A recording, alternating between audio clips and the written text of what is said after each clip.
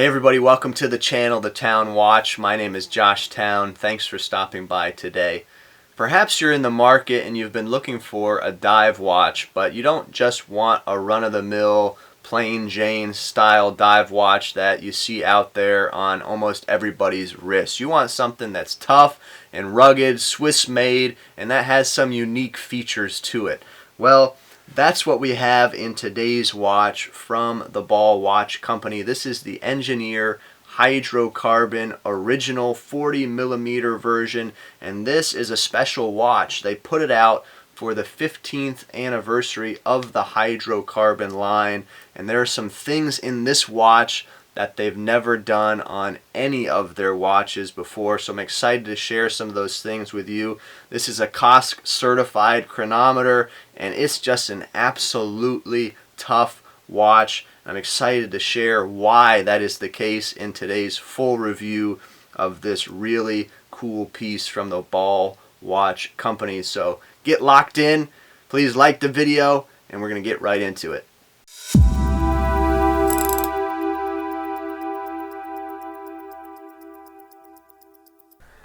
I don't usually start off with a wrist shot in my videos, but I figured I would do that. I've been wearing this watch for a little while. This is on my 6.5-inch wrist right here, so you can see what it looks like right off the bat.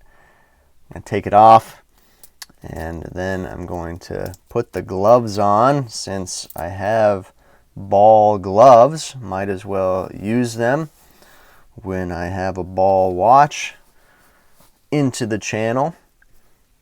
So let's take a quick peek at this Ball Hydrocarbon, the Engineer Hydrocarbon original. Really high quality, tough and rugged piece, as I already mentioned in the introduction. So let's jump into the specs and features of this watch. You can see the model number there. I'm not going to say all those letters and numbers, but you can pause it if you need that information. The movement is the Ball RR 1102, which is based on the ETA 2836-2. We'll talk a bit more about the movement in a second. It is COSC certified. I will say that right off the bat. The crystal is sapphire. The case material is stainless steel. Case diameter is 40 millimeters. At the bezel, it's 42.5 as I measured it, and then if you want to know what it's at the crown, it's 47.7 millimeters. Case thickness comes in at 14.7 millimeters, and the lug-to-lug distance is 50.9, but if you include the end links where it tapers down there, it's about 54.8 at that point. Lug width is 20 millimeters. Band material is stainless steel, and the water resistance here is 200 meters. And the weight with all of the links, and I don't wear it with all of the links, but with all of the links, it comes in at 212.9 grams. So it's a hefty little boy right here. Let's talk about that movement, the Ball RR 1102. Based on that ETA 2836-2. Now this one is chronometer certified, as you can see written there on the dial. It is a 25 joule movement. Of course, it's hacking and hand winding. It beats at 28,800 vibrations per hour, and it has about a 42-hour power reserve. Now, I've been playing it up. I've been saying it a lot already in this video. This is a tough watch. This is a rugged watch. They advertise it as such, and it is not false advertising. This is a rugged piece, I have to say. After reading about it, spending time with it, I'm coming to find out that that motto from Ball, accuracy under adverse conditions, they believe it, and they try and put that motto into their watches. They want you to be able to wear these watches and use them as they're meant to be used, and you can bang this watch around literally. I'm not going to do that in today's video because it's not my watch, but it's not going to make this watch stop. It's not going to miss a beat.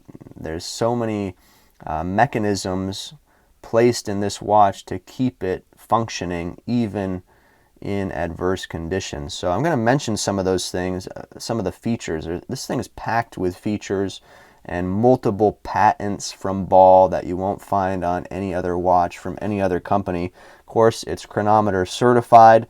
This is 1,000 Gauss watch, the anti-magnetism there, and that's nothing to shake a stick at. Yeah, there are other watches from other brands like Omega that go way beyond that, but 1,000 Gauss is no joke for sure.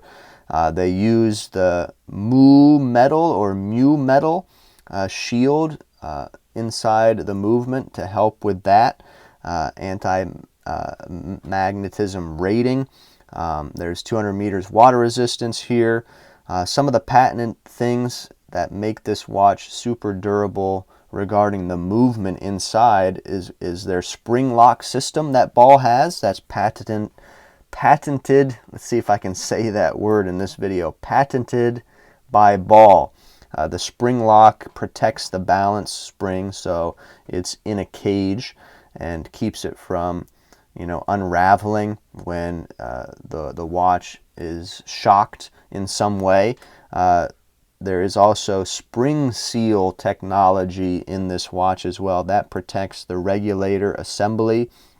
And then there is the, let's see if I can say this word, amortizer. Now I'm probably butchering that, amortizer, but that is the anti-shock system that is in this watch, and it's related to protecting the rotor when this watch is hit from the outside or something like that. So a lot of things in place, and of course you have their patented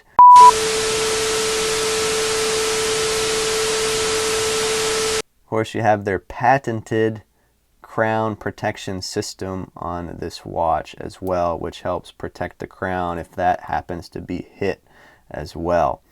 So a lot of things in place that make this watch super tough and super rugged.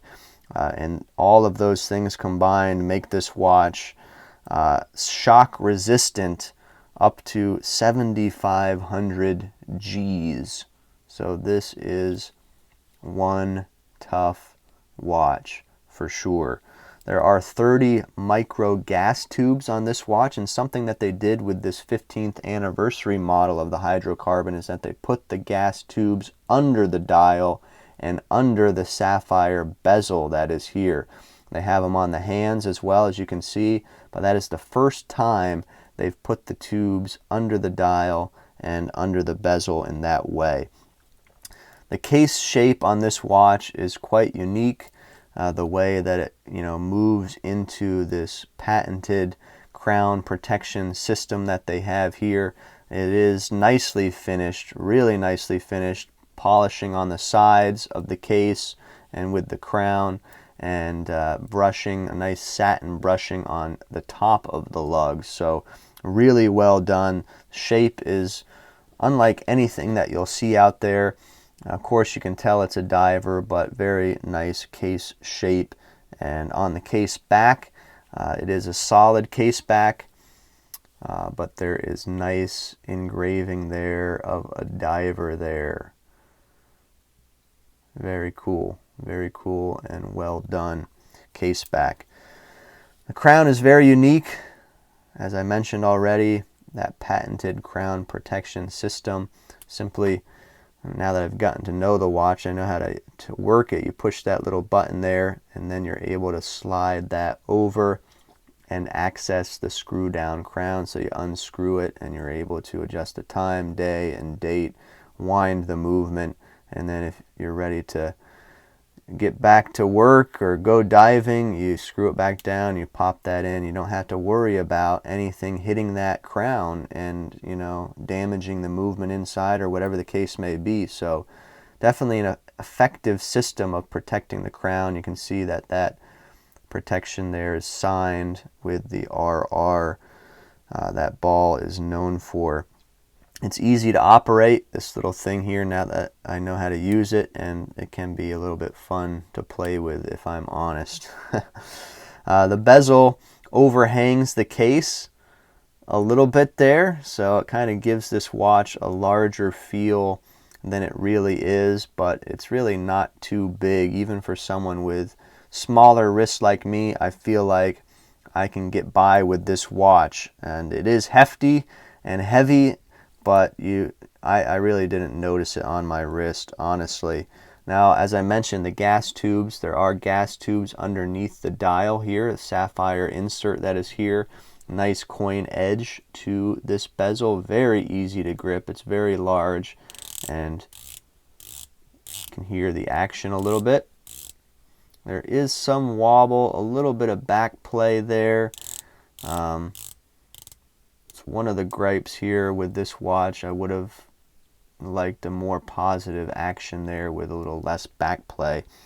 The dial is kind of like a matte black, kind of on screen here. It kind of has a blue tint to it. I think that's due to the AR coating, but it is a black dial.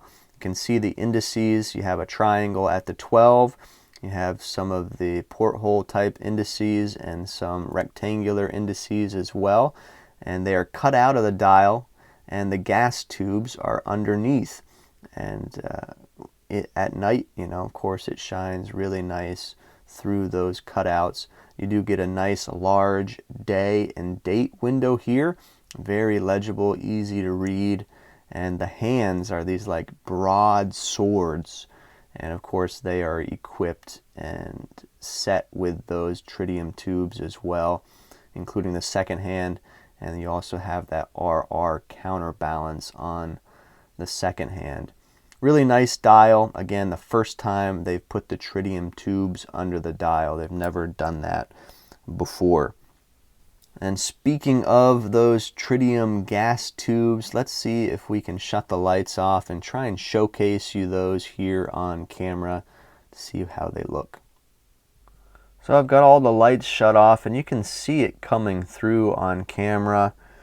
Again, the camera does not do it justice. Let's see what the UV light does here to kind of just showcase where the tubes are.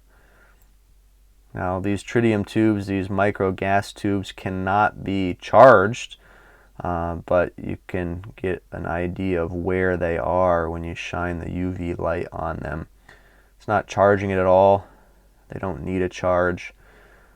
They should last you about 25 years before they die, and you don't need light to charge them up, but that kind of helps with the showcase of where they are at with the UV light. So pretty cool with the gas tubes. Regarding the tritium tubes, the micro gas tubes, someone asked me in my unboxing video of this watch how much does it cost to replace them if they need to be replaced. So I reached out to the lady at Ball that I talk with, and she said if you were to replace the micro gas tubes, it would be around $350 to $450 depending. So that is good information to know. Let's take a peek at the bracelet. The bracelet is really beautiful, solid, stainless steel H-link bracelet. You do get these nice high polished center link squares as well. You get some half links included, and just a really nice looking bracelet, high quality. Does have a taper to it. I forget what that is. Starts at 20 millimeters and then it goes down to about 18 toward the clasp. They are screw pins for the links.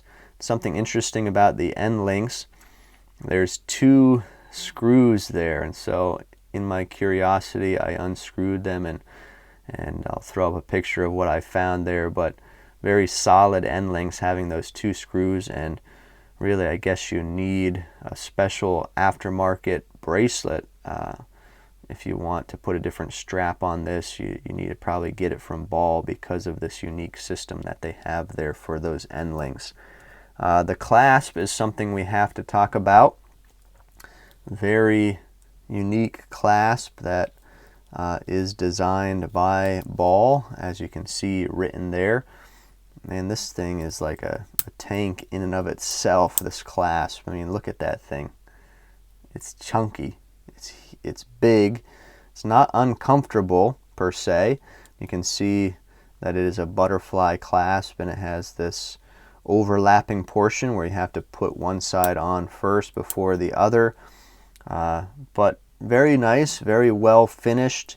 It's rugged and solid and tough, and something unique about it is that there are these extensions on both sides. So you can see that pops out, and you want one on the other side as well. Well, they threw that in, so that's kind of cool to be able to adjust it on the fly.